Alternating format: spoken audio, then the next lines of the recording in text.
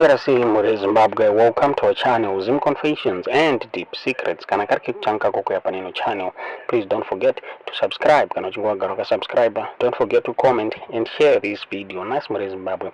Takwigira inyaya ya buditswa ne Zim live yo ya buda ichi claima yo ichi president Emerson Mnangagwa mu speech yabo vaka exposer Vice President Constantino Chiwenga nenyaya yekuchita muri Zimbabwe Mnangagwa vakabuda speech yavo during wedding ya Vice President Constantino Chiwenga na Colonel Minetaba Baloyi vakabuda vachitaura ivo vachiti he knew about their relationship kudhara apo minga pa President Mnangagwa pavanga vachiri Minister of Defense. Mnangagwa vanga vari Minister of Defense kubva mugore ra 2009 kusvika mugore ra 2013. Nguva iyi parunzi ndo nguva yakarorana Vice President Chiwenga na Mary Mubaiwa.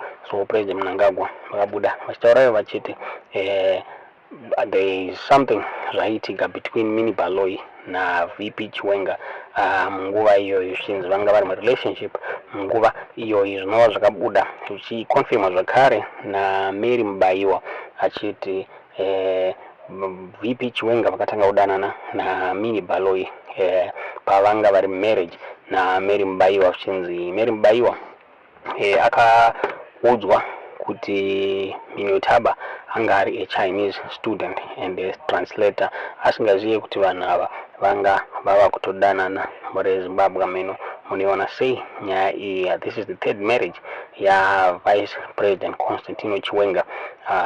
Vakambororana na Jocelyn Machauza.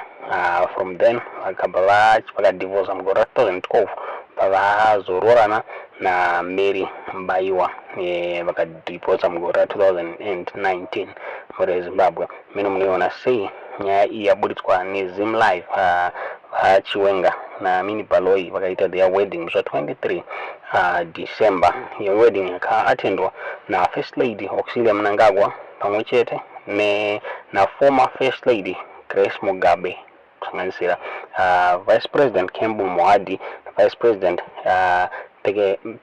Pelekezela Mpofu nemukadzi wavo pamwe chete nema-cabinet ministers na businessmen kudatagwirei pamwe chete ne-socialite and the businessman Wikine Uchivayo.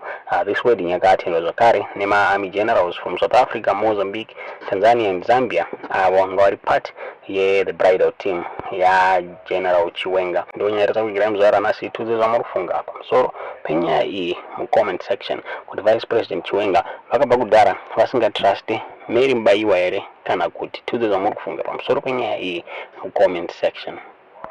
Varatidzanyika kuti aiwa unaitsvara denga yangu yandakatsvaga ishwa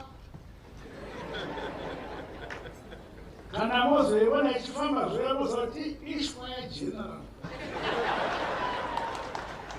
waita zvakanaka. My young brother may not know that I knew what was happening even when I was Minister of Defense.